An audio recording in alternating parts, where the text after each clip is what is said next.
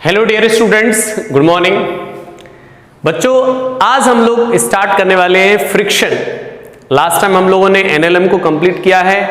अब हमारा topic start होगा बेटा फ्रिक्शन। फ्रिक्शन के बारे में समझेंगे, ठीक है। चलिए बच्चों, तो बात करते हैं। हमारा जो टॉपिक है बेटा फ्रिक्शन।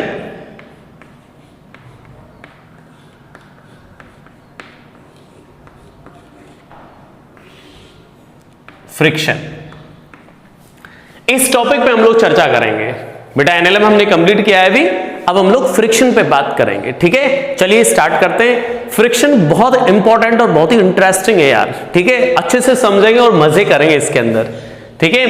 मजे मतलब बेटा प्ले विद स्टडी। स्टडी को एक इंटरेस्ट गेम के साथ एक पैशन समझ लो खुद का, तो बहुत मजे आएंगे यार, ठीक है। अच्छा चलो बेटा, फ्रिक्शन का एक मैं छोटा सा नाम दे देता हूं। एक अच्छा इंसान, कैसा? A good person. एक अच्छा, देखो अच्छा लिख पाओगे, अच्छा इंसान, ठीक है। एक अच्छा इंसान है, ऐसे समझाने के लिए, ऐसा तो नहीं इंसान है फ्रिक्शन, समझाने के लिए, ठीक है। एक अच्छा इंसान की तरह काम करता है, ऐसा इंसान की तरह सोचता है। और ये सोचता है कि दो बॉडी हमेशा, जहां भी दो बॉडी है इस यूनिवर्स में, समझ लो, दूर चले गए, ज्यादा नजदीक आ जाते हैं, ठीक है। इस अर्थ पर बच्चों जितने कहीं भी दो बॉडी कांटेक्ट में है, उनको कांटेक्ट में ही देखना चाहता है। अगर उनके बीच में कोई टेंडेंसी क्रिएट हो रही है दूर जाने की, सेपरेट होने की, तो वहां क्रिएट हो जाता है, अपोज करना शुरू कर देता है, सही है। तो यानी दो बॉडी को सेपरेट होने से रोकता है। तो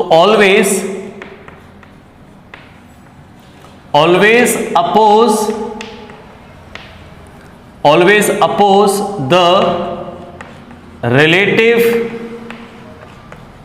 motion or tendency for motion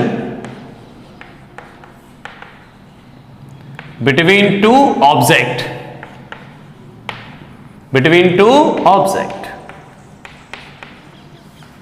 ध्यान समझो बेटा। Always oppose the relative motion और tendency for motion between two bodies, यानी दो बॉडी के बीच में अगर बेटा रिलेटिव मोशन हो रही है तो उसका अपोज करेगा। अगर मोशन नहीं हो रही है बट एक बॉडी के मन में मानसिकता आ गई, दिल में मानसिकता आ गई कि मुझे मूव करना है, ट्रेवल करना है, तो वहां फ्रिक्शन आ जाएगा और उसकी टेंडेंसी का क्या करेगा? अपोज, यानी वो जिस तरफ जाना चाहती है उसके अपोजिट लग जाएगा फ्रिक्शन। तो एक अच्छा गुड पर्सन, भैया एक फ्रिक्शन को एक अच्छे इंसान की तरह देखो।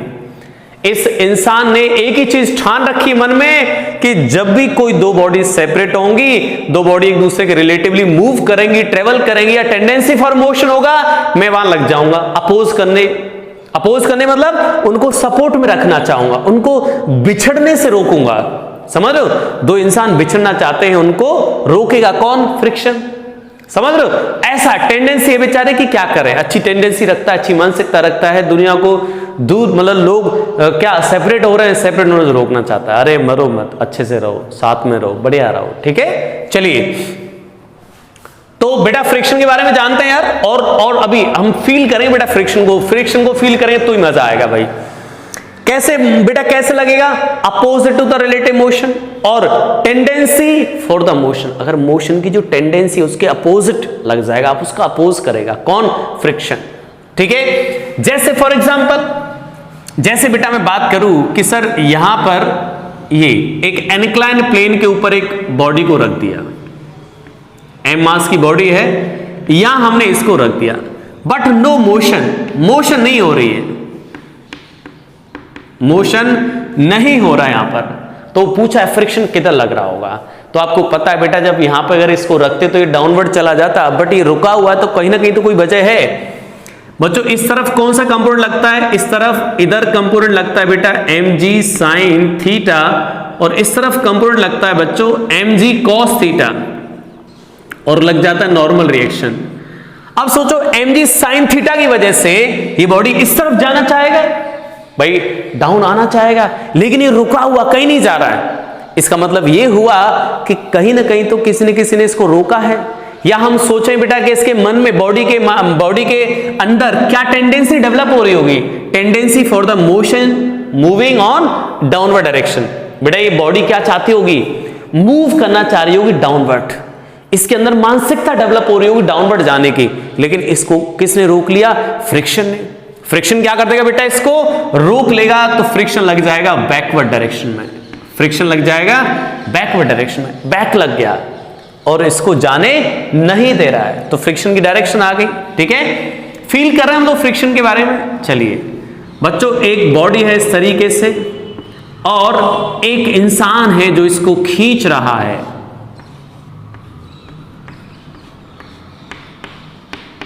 सही है, लेकिन ये कहीं जा नहीं रहा है, रेस्ट पर है ब्लॉक, रेस्ट पर है, कहीं नहीं जा रहा, कहीं नहीं जा रहा, तो क्या होगा भैया? तो फ्रिक्शन किधर लग रहा होगा सर? अब सोचो बेटा, बॉडी के अंदर टेंडेंसी क्या डेवलप होगी? इधर जाने की डेवलप हो रही होगी, क्योंकि इसको खींचा जा रहा है, लेकिन ये कहीं नहीं जा रहा है, बैठा है वहीं, तो इसका मतलब क्या होगा? फ्रिक्शन इसके जस्ट अपोजिट लग रहा होगा। इतना समझ रहे हो बच्चों? फ्रिक्शन इसके अपोजिट लग रहा होगा। ठीक है, इस बॉडी पर एक खास बात और बेटा, फ्रिक्शन हमेशा पेयर में एग्जिस्ट करता है। पेयर मतलब अगर हम लोग इसको देखें बेटा, जूम करके देखें इस बॉडी के सरफेस को और डाउन वाले सरफेस को, ये बॉडी का सरफेस है और ये सरफेस जिसके कांटेक्ट में ये बॉडी है, तो फ्रिक्शन इस सरफेस पे तो इधर लग रहा है, तो इस लोअर सरफेस पे इस डायरेक्शन में लग जाएगा। ये पेयर में एग्जिस्ट करता है ऑलवेज, इस पर इधर लग गया तो इस पे इधर लग जाएगा, जितना इधर लग गया उतना इधर लग जाएगा, ऑलवेज पेयर में एग्जिस्ट करेगा बेटा, जितना इधर उतना इधर लगेगा, 100% डायरेक्शन अपोजिट होगी हमेशा। ठीक है, ओके, ये बात तय होगी सर। डायरेक्शन के बारे में हम चर्चा कर रहे हैं कि फ्रिक्शन की डायरेक्शन किधर लगता है फ्रिक्शन। चलिए अब एक और सिचुएशन बना के दिखाता हूं मैं कि भाई डायरेक्शन बताओ यहां क्या होगी। बच्चों, एक बॉडी चल रही है इस तरफ और एक बॉडी इस तरफ। ठीक है, ये अब इसकी वेलोसिटी ले लेते हैं यार 4 मीटर पर सेकेंड। ठीक है, और इसकी वेलोसिटी ले लेते हैं हम लोग 10 मीटर पर सेकेंड। हमें बोला है कि भाई फ्रिक्शन का डायरेक्शन बताओ, सभी सरफेस पर फ्रिक्शन का डायरेक्शन क्या आएगा। बहुत ही इंटरेस्टिंग, बहुत ही मजे आने वाले भैया। यहां बच्चों मैंने क्या सिखाया आपको, यहां दोनों बॉडी के अंदर टेंडेंसी है मोशन करने की, तो उसके अपोजिट लग गया फ्रिक्शन। बॉडी डाउन जाना चाहती थी, फ्रिक्शन अपोजिट लग गया, बॉडी इधर जाना चाहती थी, फ्रिक्शन अपोजिट लग गया, मतलब जा नहीं रही थी, नो मोशन, रेस्ट पर है बॉडी। ठीक है, बट इसके अंदर टेंडेंसी थी, इसकी मानसिकता थी इधर जाने की, तो फ्रिक्शन इसके अपोजिट लग गया। इस टेंडेंसी फॉर द मोशन, जिधर मोशन होना चाहती है उसके अपोजिट लग गया फ्रिक्शन। लेकिन यहां तो सर मोशन ही हो रहा है, अब यहां क्या होगा? चलिए देखते हैं बेटा। यहां पे हमें फ्रिक्शन के डायरेक्शन बताने हैं, तो हम लोग करते कैसे, डायरेक्शन कैसे बताते हैं? चलिए देखिए ध्यान से बेटा। मान लो मुझे इस ब्लॉक पर फ्रिक्शन की डायरेक्शन बतानी है, तो हम ये देखेंगे ये ब्लॉक जिस सरफेस पे चल रहा है उस सरफेस पर बैठ जाओ बेटा, जिस पर ये चल रहा है। तो आपको पता है ये ब्लॉक इसके ऊपर चल रहा है, तो इस पर बैठ गए और इसको हम देख रहे हैं ऐसे। कैसे? इसकी वेलोसिटी है 4 मीटर पर सेकेंड। ओके, बहुत अच्छे। जिस पर बैठे उसकी वेलोसिटी को रिवर्स करके इसको दोगे कॉन्सेप्ट ऑफ रिलेटिव मोशन। यहां बैठ के देख रहे हैं तो बेटा इसकी वेलोसिटी 10 थी, तो 10 इधर दे दी मैंने। अब बताओ कौन सी वेलोसिटी ज्यादा हो जाएगी बेटा? सर 10 ज्यादा है, 4 कम है, तो नेट वेलोसिटी किधर आ जाएगा बेटा? इस तरफ। कितना? 6 मीटर पर सेकेंड। ओहो हो, यानी कि इस बॉडी पर जो वेलोसिटी आ रहा है वो इधर आ रहा है, तो फ्रिक्शन लग जाएगा इस डायरेक्शन में और इस सरफेस पर लग जाएगा फ्रिक्शन इस डायरेक्शन में। बोलो क्लियर है? जितना एफ इधर उतना एफ इधर। सही है। अब लोअर सरफेस पर सर यहां कितना लग रहा है? अब बेटा लोअर सरफेस पे देखोगे बैठ के, यहां पर, यहां बैठ गए और इस ब्लॉक को आप देख रहे हो, तो ये ब्लॉक तो कितने से जा रहा है बेटा? इधर कितने से जा रहा है? देखो 10 से जा रहा है सर। सही है। और बच्चों आप अब जिस जगह बैठे वो जगह रेस्ट पे थी, तो उसकी वेलोसिटी तो रिवर्स करके देने से कोई फायदा तो है नहीं, तो इसकी वेलोसिटी तो 10 ही आएगी, तो फ्रिक्शन इस तरफ लग जाएगा एफ डैश, तो सरफेस पर भी एफ डैश। सही है, ये इधर F dash and this also F dash.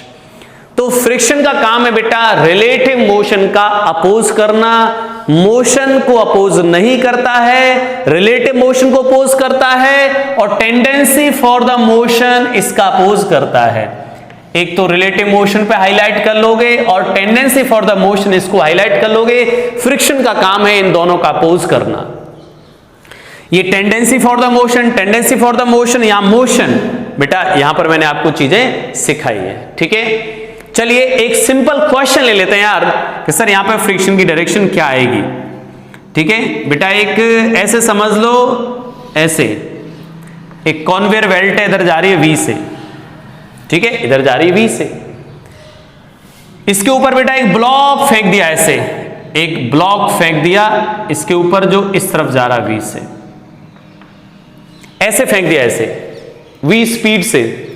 आपको पूछा है इस ब्लॉक पर लगने वाले फ्रिक्शन का डायरेक्शन क्या होगा।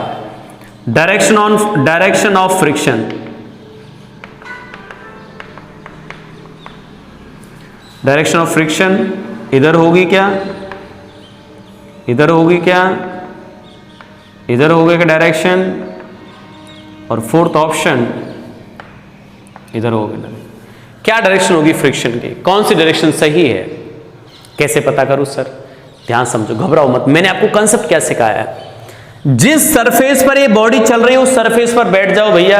फ्रिक्शन की डायरेक्शन अगर देखनी है तो जीवन में क्या, जिस सरफेस के ऊपर ये बॉडी मूवमेंट कर रही है उस सरफेस पर ही बैठ जाओ, उसके बाद देखो वो किधर जा रही है।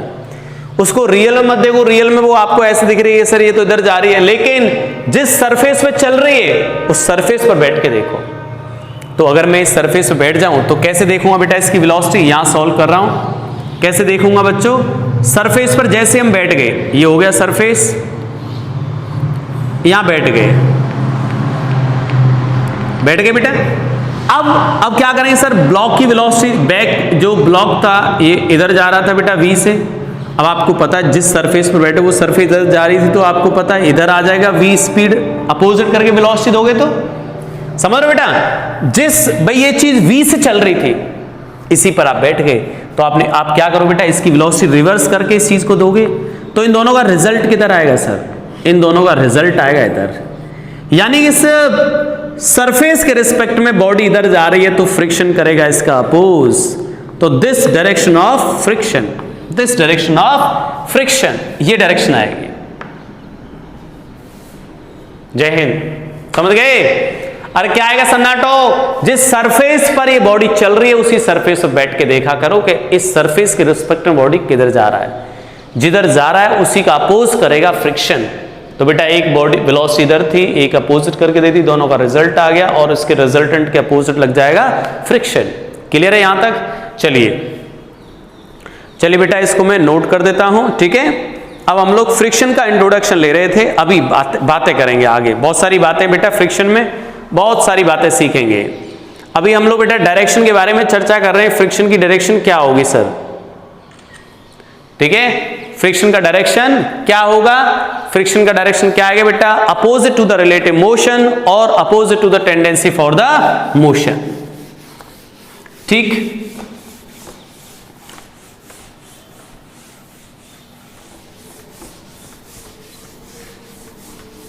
अब डायरेक्शन ऑफ फ्रिक्शन पर एक क्वेश्चन और करा रहा हूं जिससे बच्चों को कोई कंफ्यूजन नहीं रहे।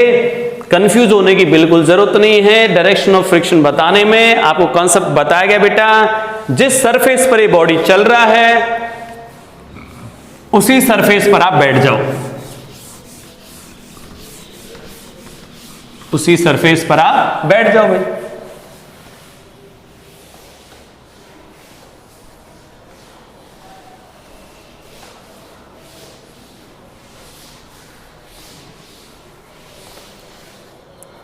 चलिए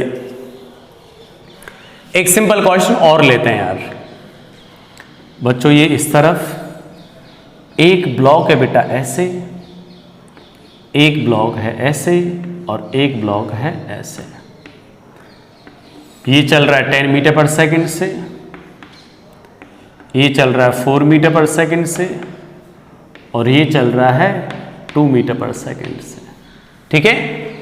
ये ऐसे चल रहे हैं, सब जगह पे आपको बताना फ्रिक्शन की डायरेक्शन क्या आएगी, सभी सरफेसेस में फ्रिक्शन का डायरेक्शन क्या आएगा।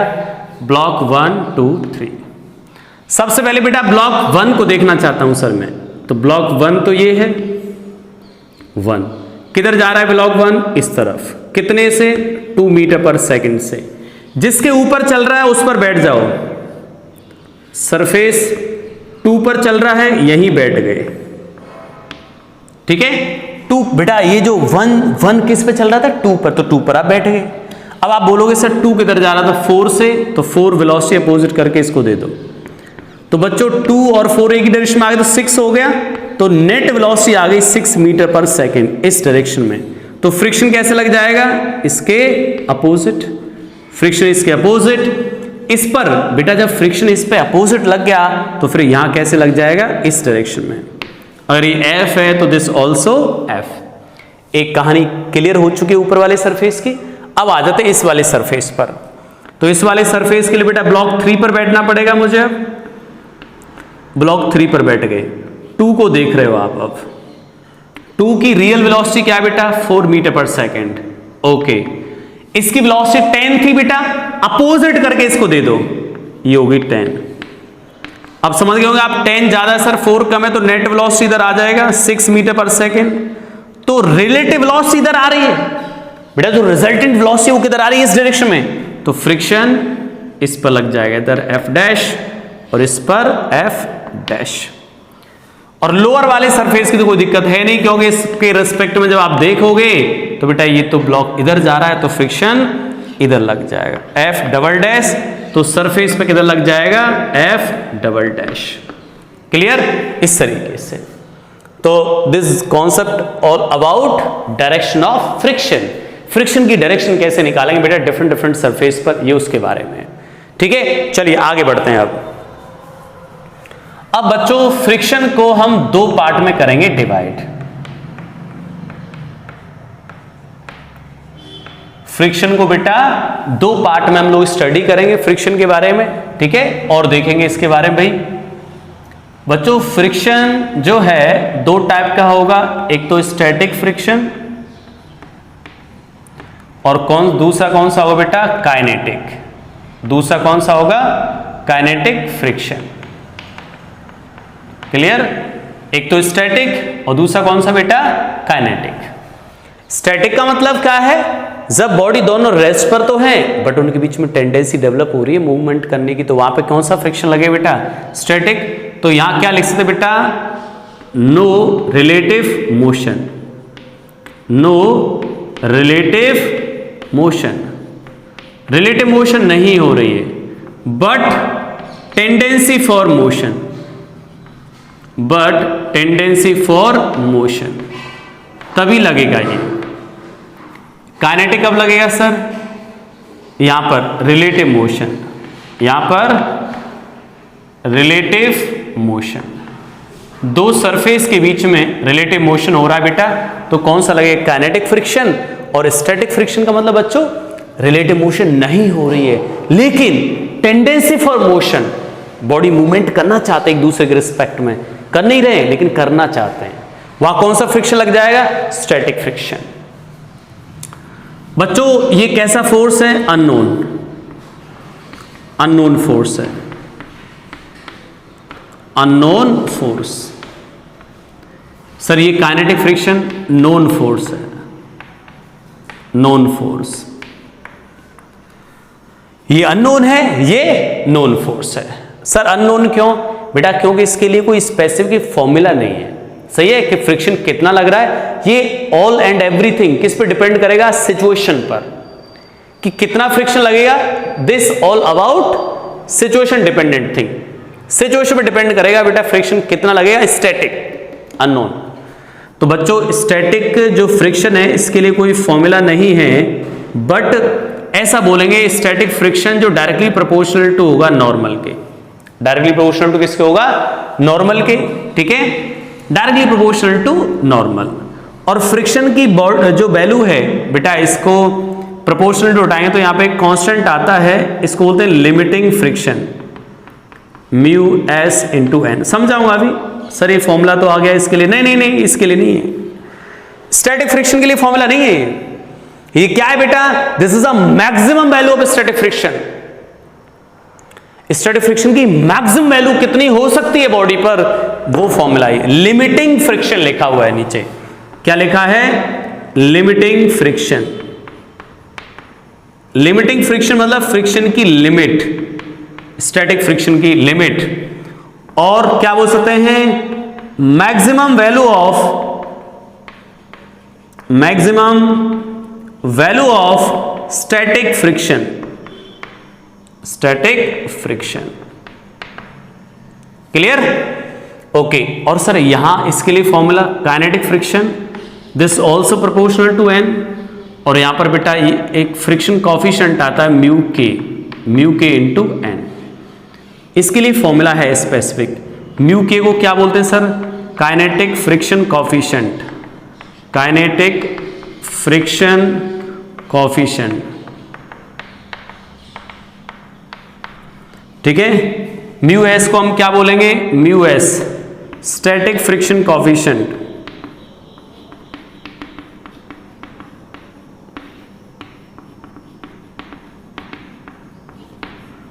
ठीक है, static friction coefficient. Clear? Sir ये अब जो फ्रिक्शन का जो वैल्यू है बेटा, वो वैल्यू वेरी करता है कहां से कहां तक? 0 से लेकर लिमिटिंग फ्रिक्शन तक। लिमिटिंग यानी बेटा फ्रिक्शन जो स्टैटिक फ्रिक्शन है उसके लिए कोई स्पेसिफिक फॉर्मूला नहीं है। वो क्या करता है? वेरी करता है 0 से लेकर लिमिटिंग फ्रिक्शन तक। लिमिटिंग फ्रिक्शन क्या है सर? स्टैटिक फ्रिक्शन की मैक्सिमम वैल्यू को हम बोलते हैं लिमिटिंग फ्रिक्शन। सही है? स्टैटिक फ्रिक्शन की मैक्सिमम वैल्यू क्या बोलेंगे हम लोग? Limiting friction. उधर वैल्यू है। सही है? चलिए इसको नोट कर देता हूं बेटा। ठीक है, अभी हम और भी बातें करेंगे, इसमें जगह नहीं है इसलिए थोड़ा आगे बढ़ते हैं।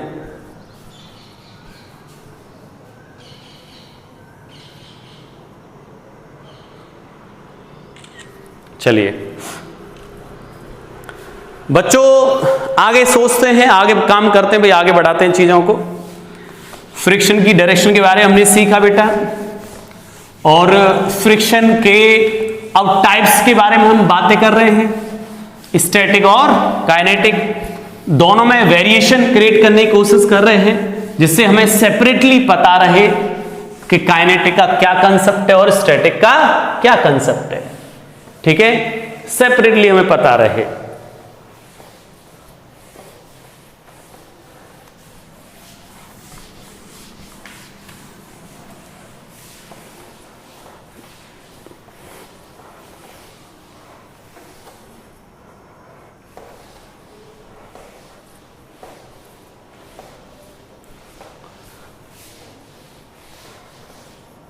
चलिए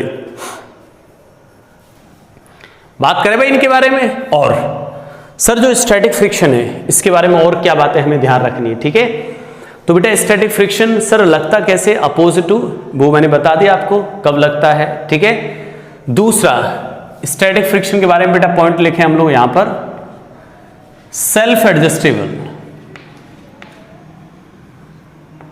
self adjustable, self adjustable in magnitude as well as in direction. सही है? सेल्फ एडजस्टेबल बहुत बड़ी चीज है बेटा। Self adjustable in magnitude as well as in direction. बेटा सिचुएशन को देख के अपने मैग्नीट्यूड को भी बदल लेगा, डायरेक्शन को बदल लेगा। कौन? Static friction. ठीक है, अब काइनेटिक फ्रिक्शन के बारे में बात करूं sir, self adjustable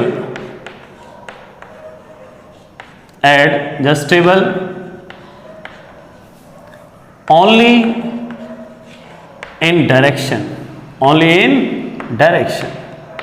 not in magnitude. Magnitude को ये सेल्फ एडजस्ट नहीं कर सकता, क्यों? मैग्नीट्यूड तो फिक्स है इसका, तो मैग्नीट्यूड को सेल्फ एडजस्ट नहीं करे, खुद से एडजस्ट नहीं करेगा मैग्नीट्यूड को। और बेटा जो स्टैटिक फ्रिक्शन है वो मैग्नीट्यूड को भी सेल्फ एडजस्ट करेगा और डायरेक्शन को भी सेल्फ एडजस्ट करेगा अकॉर्डिंग टू सिचुएशन। सर कैसे सेल्फ एडजस्टेबल? मेरी तो समझ नहीं आया, बता रहा हूं अभी। ठीक है, कैसे? सुनो ध्यान से। अगर बेटा मैं यहां पे एक सिचुएशन ले लूं, सिचुएशन ले लूं एक इस तरीके से, और यहां पर फोर्स लगा दिया हम लोगों ने F, friction coefficient mu S 0.2, और ये है बेटा 10 kg ब्लॉक। ठीक है, हमें पूछा है कि भाई जो वैल्यू है, सही है, वैल्यू है, ठीक है, if F is equal to 2 newton, 4 newton, 8 newton, 12 newton, 60 newton, 20 newton, 24 newton, इन सभी केसेस में बताना आपको वैल्यू ऑफ फ्रिक्शन। F की ये वैल्यू बेटा इन सभी केस में आपको बताना है कि कितना फ्रिक्शन लगेगा बॉडी पर, value of friction, value of friction बताओ, ठीक है, क्या आएगा वैल्यू ऑफ फ्रिक्शन, समझो अच्छे से, कैसे बताऊंगा, देखो ध्यान से। सबसे पहले बेटा हम क्या करते हैं, इस बॉडी का फ्री बॉडी डायग्राम बनाएंगे, ठीक है, सबसे पहले फ्री बॉडी डायग्राम, ठीक। बॉडी की अगर टेंडेंसी भी होगी, अब हमें ये पता नहीं कि मोशन करेगा नहीं करेगा, बट हम ये बोले कि अगर टेंडेंसी भी होगी मोशन करने की तो वो इस साइड ही होगी, क्योंकि फोर्स लग रहा है, तो फ्रिक्शन कैसे लग जाए, इसके जस्ट अपोजिट, इधर लग गया सर फ्रिक्शन। दूसरा बेटा यहां पर कितना वर्क करेगा, 10G डाउन वर्क कर जाएगा और नॉर्मल रिएक्शन इस तरफ, और फ्रिक्शन सॉरी अप्लाइड फोर्स लगा रहे हैं हम लोग इस डायरेक्शन में, क्लियर। चलिए अब हम जब भी बेटा फ्रिक्शन से रिलेटेड प्रॉब्लम को सॉल्व करेंगे तो वहां पे एक ही विशेष कॉन्सेप्ट है, उसी पे फोकस करना है हमें। क्या कॉन्सेप्ट है सर, सबसे पहले बेटा फर्स्ट ऑफ ऑल, सबसे पहले यहां पे हमें लिमिटिंग फ्रिक्शन चेक करना पड़ता है, लिमिटिंग फ्रिक्शन, ठीक है, लिमिटिंग फ्रिक्शन। तो लिमिटिंग फ्रिक्शन की जो वैल्यू आएगी, लिमिटिंग फ्रिक्शन की वैल्यू आएगी mu S into N. Mu S की वैल्यू कितनी है सर, ये रही 0.2, और एन की वैल्यू कितनी बेटा 10G, यानी ये आगे बेटा यहां से मल्टीप्लाई करोगे तो 20 न्यूटन, कितना फोर्स आ गया 20 न्यूटन, यानी इस पे लिमिटिंग फ्रिक्शन यानी कि मैक्सिमम फ्रिक्शन इस पे काम कर सकता है 20 न्यूटन, इससे ज्यादा फ्रिक्शन नहीं लग सकता, ठीक है। अब बेटा जो सेल्फ एडजस्टेबल वाली बात थी, अब वो यहां पे मैं दिखाऊंगा आपको पिक्चर से, सही है। पहली सिचुएशन बनाता हूं सर, जो अप्लाइड फोर्स ये कितना है, ये फोर्स कितना बताइएगा 2 न्यूटन, क्या बताओ 2 न्यूटन के अप्लाई करने से बॉडी जा सकती है, नहीं जा सकती सर, क्यों, अपोज कितना डेवलप हो सकता है 20, और आप लगा के ना रहे हो 2 न्यूटन यार, तो 2 न्यूटन का 20 न्यूटन को ओवरकम कर सकता है क्या, क्या आगे खींच ले जाएगा इसको, नहीं। तो इसका मतलब जब नहीं ले जा सकता तो बॉडी कैसी रहेगी बेटा, रेस्ट पर। और न्यूटन ने एक बात बोली थी कि जब बॉडी रेस्ट पर रहेगी तो उस पर नेट फोर्स 0 आएगा, तो इधर 2 न्यूटन लग रहा है तो इधर भी कितना लगेगा बेटा, पीछे 2 न्यूटन। गलती मत कर देना, ध्यान से समझना। अब ऐसा मत बोल देना कि सर फ्रिक्शन यहाँ 20 न्यूटन लग रहा है, गलत, फ्रिक्शन यहाँ पे कितना लग रहा है 20 न्यूटन। ये तो हमें बेटा चेक करने के लिए देखते हैं हम लोग कि लिमिटिंग फ्रिक्शन, कि यहाँ पे अवेलेबल फ्रिक्शन कितना है, कितना फ्रिक्शन अवेलेबिलिटी है फ्रिक्शन की, कितना फ्रिक्शन अवेलेबल है, तो कितना फ्रिक्शन अवेलेबल है 20, इससे ज्यादा नहीं हो सकता। हम कितना लगा रहे हैं बेटा 2 न्यूटन, क्या 2 न्यूटन के लगाने से बॉडी मूवमेंट करेगी, नहीं करेगी, नहीं करेगी तो रेस्ट पर रहेगी, और रेस्ट पर रहेगी तो नेट फोर्स 0, मतलब 2 इधर, तो बेटा पीछे भी कितना लगेगा 2 लगेगा, तभी रेस्ट पर रह पाएगी सर। तो फ्रिक्शन की वैल्यू यहां पे कितनी आ गई 2 न्यूटन, ओके बहुत अच्छे। अब मैंने दूसरी सिचुएशन ले ली, यहां पर फोर्स की वैल्यू लगा दी हम लोगों ने, ये 4 न्यूटन, 4 न्यूटन सर। अब जाएगी क्या आगे, अभी भी नहीं जाएगी, अभी भी रेस्ट पे रहेगी, अभी भी रेस्ट पे रहेगी, तो रेस्ट पे रहेगी नेट फोर्स 0, पीछे कितना लग जाए फ्रिक्शन 4 न्यूटन।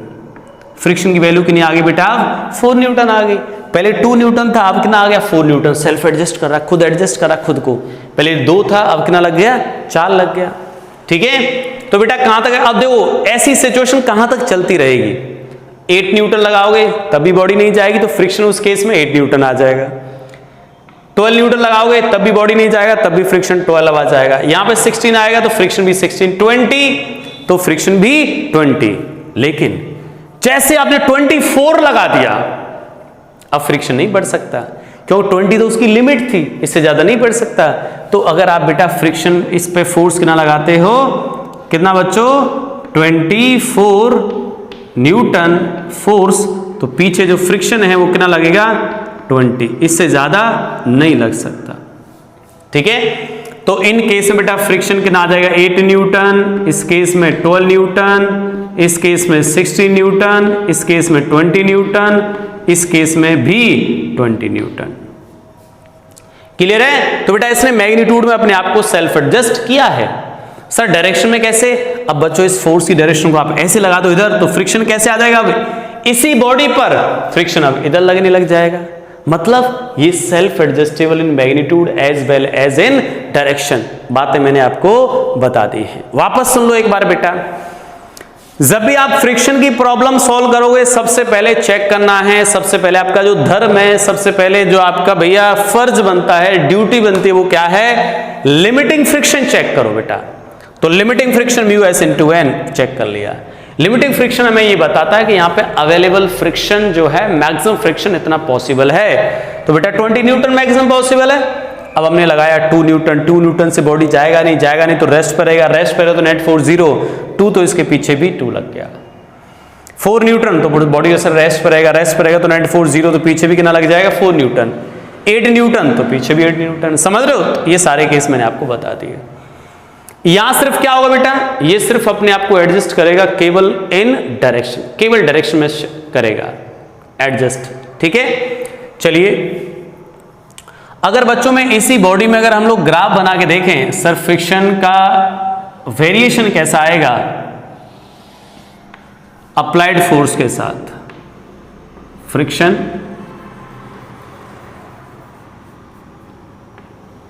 फ्रिक्शन और ये अप्लाइड फोर्स। तो बेटा जैसे आपने यहां से देखा, बताओ क्या? जैसे फोर्स बढ़ा फ्रिक्शन बढ़ गया, फोर्स बढ़ा फ्रिक्शन बढ़ गया, यानी फोर्स बढ़ते बढ़ते बढ़ते बढ़ते बढ़ जाएगा तो फ्रिक्शन भी बढ़ेगा, यानी अप्लाइड फोर्स को बढ़ाओगे तो फ्रिक्शन भी बढ़ता जाएगा। एक टाइम पर क्या हो जाएगा? फ्रिक्शन मैक्सिमम, इससे ज्यादा आगे नहीं बढ़ सकता। अब एक ऐसी सिचुएशन आती बेटा अचानक फिर डिक्रीज हो जाता है, और फिर डिक्रीज होने के बाद कैसा हो जाता है? कांस्टेंट। कैसा हो जाता है? फिर यहां से ये कांस्टेंट इधर। ठीक है, ये इस तरफ। सर ऐसा क्यों हो गया? समझना बेटा, यहां भी एक कंसेप्ट है, इसको बोलते बेटा मैक्सिमम फ्रिक्शन। क्या है ये? Maximum friction. इस फ्रिक्शन की वैल्यू क्या आती है बेटा? लिमिटिंग, एफ लिमिटिंग, सीमांत बोलते हैं हिंदी में इसको, सीमांत घर्षण बल। इसके बाद क्या होता है बेटा? जैसे थोड़ा सा फोर्स और आगे बढ़ाते हो तो अब लगने लग जाता है बॉडी पर काइनेटिक फ्रिक्शन। काइनेटिक फ्रिक्शन, जो काइनेटिक फ्रिक्शन होता है बेटा वो थोड़ा सा लिमिटिंग से कम होता है, जरा सा कम होता है, थोड़ा सा फर्क पड़ता है। यानी कि अब जो काइनेटिक फ्रिक्शन है वो कैसा हो जाता है बच्चों? कांस्टेंट हो जाता है। फोर्स को आप कितना ही बढ़ा दो काइनेटिक फ्रिक्शन नहीं बढ़ता। काइनेटिक फ्रिक्शन मैग्नीट्यूड में कैसा रहता है? कांस्टेंट। ठीक है, और हम ऐसा यहां से कंक्लूजन निकाल सकते हैं म्यू के slightly less than mu S. बेटा जो काइनेटिक फ्रिक्शन कोफिशिएंट होता है वो थोड़ा सा स्टैटिक फ्रिक्शन कोफिशिएंट से कम होता है। तो बच्चों ये है बेटा फोर्स का वेरिएशन। जैसे जैसे फोर्स बढ़ाओगे फ्रिक्शन भी बढ़ता जाएगा। एक मैक्सिमम फ्रिक्शन लगने के बाद ये लिमिटिंग फ्रिक्शन, सीमांत घर्षण बल लगने के बाद बॉडी पर क्या लगने लग जाता है? Kinetic friction. इसका मतलब ये हुआ बेटा कि जैसे ही लिमिटिंग वाली कंडीशन आती है, लिमिटिंग फ्रिक्शन उस टाइम पे लगता है, उस टाइम पे बॉडी जस्ट मूवमेंट करने वाली होती है। ठीक है, तो अगर मैं यहां पर ऐसी सिचुएशन बना दूं कि सर ये बॉडी होगी इस तरफ और हमने फोर्स लगा दिया इधर और फ्रिक्शन लग रहा है इस तरफ पीछे, लिमिटिंग। कौन सा फ्रिक्शन? लिमिटिंग। तो इस स्टेट को बोलते हैं इंपेंडिंग स्टेट। इंपेंडिंग स्टेट, सीमांत संतुलन की अवस्था। सीमांत संतुलन की अवस्था, सीमांत संतुलन की अवस्था, इंपेंडिंग स्टेट। मतलब कि अब ये बॉडी जस्ट मूवमेंट करने वाली है, अब इसका मोशन स्टार्ट होने वाला है, body just about to move. बेटा इसका क्या मतलब है? Body just about to move, about to move, body movement करने वाली है अब। इंपेंडिंग स्टेट का मतलब ये है बेटा, सीमांत संतुलन की अवस्था, इंपेंडिंग स्टेट मतलब बॉडी जस्ट मूवमेंट करने वाली है। क्लियर, समझ जाओ बच्चों यहां तक, ठीक है। चलिए अब देखो, जैसे ही इंपेंडिंग स्टेट, बेटा जैसे इंपेंडिंग स्टेट आई, अब अगर आपने फोर्स को थोड़ा सा बढ़ा दिया, अप्लाइड फोर्स को, बॉडी मूवमेंट करना स्टार्ट कर देगी। ठीक है, दूसरी चीज, जब आप बॉडी जब स्टार्ट करने वाले हो मोशन बेटा, उस टाइम फ्रिक्शन ज्यादा लग रहा होगा, और जैसे ही मोशन स्टार्ट हो जाएगी तो फ्रिक्शन फोर्स की वैल्यू कम हो जाती है। यानी कि जो काइनेटिक फ्रिक्शन वो कैसा होता है बेटा, थोड़ा कम होता है, तो बॉडी फिर कम मतलब उस पर बॉडी पर फोर्स कैसे लगना स्टार्ट हो जाता है, थोड़ा कम लगता है फ्रिक्शन, मतलब काइनेटिक फ्रिक्शन थोड़ा सा कम होगा लिमिटिंग से। क्लियर है बच्चों यहां तक? चलिए, तो ये बेटा मैंने आपको यहां पर बातें की हैं काइनेटिक फ्रिक्शन के बारे में और स्टैटिक फ्रिक्शन के कंपैरिजन के बारे में। ठीक है, अब इंपेंडिंग स्टेट फ्रिक्शन में क्या सर, क्या मुझे करना है फ्रिक्शन में वो बताओ, कंक्लूजन क्या है? चलिए स्टार्ट करते हैं। बेटा फ्रिक्शन का काम है रिलेटिव मोशन का अपोज करना या टेंडेंसी फॉर द मोशन का अपोज करना, ये काम है फ्रिक्शन का। कैसे लगता है सर? मोशन, रिलेटिव मोशन जिधर हो रही है उसका अपोज करेगा वो, टेंडेंसी फॉर द मोशन का भी अपोज करेगा। ठीक है, दो टाइप का होगा, स्टैटिक और काइनेटिक। स्टैटिक का मतलब बॉडी मूवमेंट तो करने वाली है बट मूवमेंट कर नहीं रही है, उसके अंदर टेंडेंसी है मोशन करने की बट मोशन नहीं कर रही है। काइनेटिक मतलब रिलेटिव मोशन हो रहा, वहां पर काइनेटिक फ्रिक्शन लग जाएगा। ठीक है, क्वेश्चन सॉल्व करने का तरीका सर, सबसे पहले बेटा फ्री बॉडी डायग्राम बनाओ और सबसे पहले लिमिटिंग फ्रिक्शन चेक करो। लिमिटिंग फ्रिक्शन चेक करना ही सबसे इंपॉर्टेंट है क्वेश्चन फ्रिक्शन वाले चैप्टर के अंदर। ठीक है, first of all calculate limiting value of friction, mu S into N, वो चेक कर लेंगे, इसके बाद आप डील करोगे कि फोर्स ज्यादा है तो बॉडी एक्सेलरेट होगी, कम है तो रेस्ट पे रहेगी, रेस्ट पे रहेगी तो नेट फोर्स जीरो होगा, नेट फोर्स जीरो रहेगा तो जितना फोर्स इधर लग रहा है उतना फोर्स इधर लगेगा। ठीक है, चलिए तो इसको एक बार नोट कर देते हैं बेटा, एक बार इसको बेटा नोट कर देते हैं।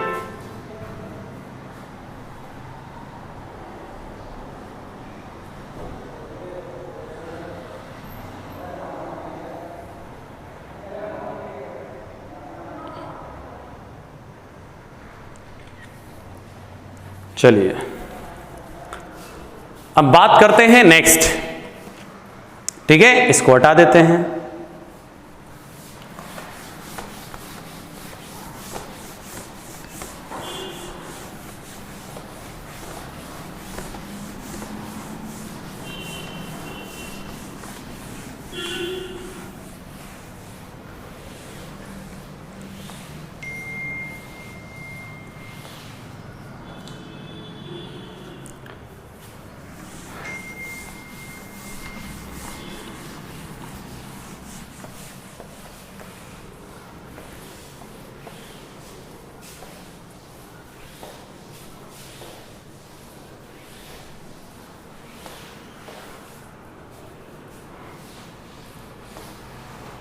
चलिए बेटा आप और भी कुछ इंपॉर्टेंट पॉइंट्स जानते हैं। एक टर्म आ गया बेटा कांटेक्ट फोर्स, सही है? अभी हम लोग स्टार्ट नहीं कर रहे हैं फ्रिक्शन को, छोटी छोटी बातें कर रहे हैं। Contact force, contact force, sir ये क्या है कांटेक्ट फोर्स? बेटा जब दो बॉडी के बीच में कांटेक्ट होगा तो कांटेक्ट फोर्स लगेगा, सिंपल है, नाम से पता चल रहा है। अब कैसे निकालते हैं हम लोग कांटेक्ट फोर्स का क्या मतलब बेटा? ये बॉडी है, मान लो बॉडी पर हम फोर्स इधर अप्लाइड कर रहे हैं, दिस इज अप्लाइड फोर्स। ठीक है, क्या हो जाएगा बेटा? फ्रिक्शन लग जाएगा इस तरफ सरफेस के पैरेलल और नॉर्मल रिएक्शन लग जाएगा इस तरफ। बेटा इन दोनों का जो रिजल्टेंट आएगा, इन दोनों का जो रिजल्टेंट आएगा इसको बोलते हैं हम लोग कांटेक्ट फोर्स। यहां से एंगल थीटा बाद में बात करेंगे। कांटेक्ट फोर्स निकाल देते हैं। कांटेक्ट फोर्स की वैल्यू क्या आएगी? रूट ऑफ फ्रिक्शन का स्क्वायर प्लस एन का स्क्वायर। अब एक चीज़ सोचो बेटा, इसको कांटेक्ट फोर्स क्यों बोला? अरे कांटेक्ट होगा तो ही लगेगा, अदरवाइज नहीं लगेगा। बेटा कांटेक्ट होगा तभी ये लगेगा और तभी ये लगेगा, कांटेक्ट रिमूव होते ही ये भी गायब और ये भी गायब। तो बच्चों फ्रिक्शन जो है, फ्रिक्शन क्या है बेटा? कांटेक्ट फोर्स का एक कंपोनेंट है। बेटा कांटेक्ट फोर्स ये है, इसके दो कंपोनेंट, एक तो ये और एक ये जो फ्रिक्शन है वो कौन सा कंपोनेंट है सर? सरफेस के पैरेलल वाला कंपोनेंट है। तो हम लोग क्या बोल सकते हैं? Friction. Friction force is a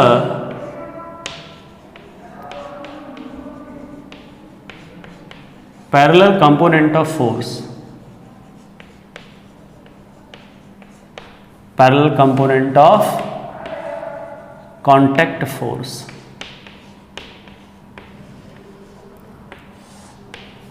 contact force बेटा, फ्रिक्शन फोर्स जो है वो क्या है? Is a parallel component of contact force. Contact force का सरफेस के पैरेलल कंपोनेंट जो है उसको हम क्या बोल रहे हैं? फ्रिक्शन। सर नॉर्मल क्या है? कांटेक्ट फोर्स का सरफेस के perpendicular component, that is normal reaction. ठीक है, समझ जाओगे यहां तक? चलिए बच्चों, तो अब एक सिंपल क्वेश्चन लेता हूं मैं यहां पर, एक सिंपल क्वेश्चन कि भाई यहां पर बताओ कितना आएगा, कांटेक्ट फोर्स की वैल्यू क्या आएगी? 10G और फोर्स अप्लाइड कर दिया हम लोगों ने 16 न्यूटन। ठीक है, और फ्रिक्शन कोएफिशिएंट ले लिया 0.2। पूछा है वैल्यू ऑफ कांटेक्ट फोर्स क्या आएगा? वैल्यू ऑफ कांटेक्ट फोर्स क्या आएगा? तो बेटा क्या करोगे आप लोग यहां पर? चलिए देखते हैं क्या करेंगे हम लोग। सर सबसे पहले क्वेश्चन सॉल्व करने से पहले limiting friction mu S into N, इसके बारे में कुछ भी नहीं दिया जाए तो आप इसको म्यू के भी मान सकते हो, म्यू एस भी मान सकते हो, डिपेंडिंग ऑन द सिचुएशन। तो ये 0.2 हो गया और एन की वैल्यू कितनी आई बेटा? 10G, तो कितना आ गया? 20 न्यूटन। यानी फ्रिक्शन कितना अवेलेबल है यहाँ पर? 20। अब अप्लाई कितना कर रहे हो बेटा? 16। बॉडी कहीं जाएगी? नहीं जाएगी। नहीं जाएगी तो रेस्ट पे रहेगी, और रेस्ट पे रहेगी तो नेट फोर्स 0। नेट फोर्स 0 का मतलब क्या हुआ सर? नेट फोर्स 0 का मतलब ये हो गया बेटा, इधर फ्रिक्शन का वैल्यू भी 16 हो जाएगा, और ये है नॉर्मल की वैल्यू, और नॉर्मल की वैल्यू किसकी इक्वल आएगी बेटा? 10G के इक्वल। इन दोनों का रिजल्टेंट को क्या बोल दोगे आप लोग? Contact force. क्या आ गया? कांटेक्ट की वैल्यू कितनी आ जाएगी? रूट ऑफ 16 का स्क्वायर और प्लस 10G का whole square. This is a value of contact force. कर पाओगे आप लोग? ठीक है, चलिए बच्चों, तो इसके बाद हम लोग नेक्स्ट क्लास में कंप्लीट करेंगे चीजों को। ठीक है, आज हमारा इंट्रोडक्शन था फ्रिक्शन का, नेक्स्ट क्लास में कवर करेंगे। Okay, thank you for watching.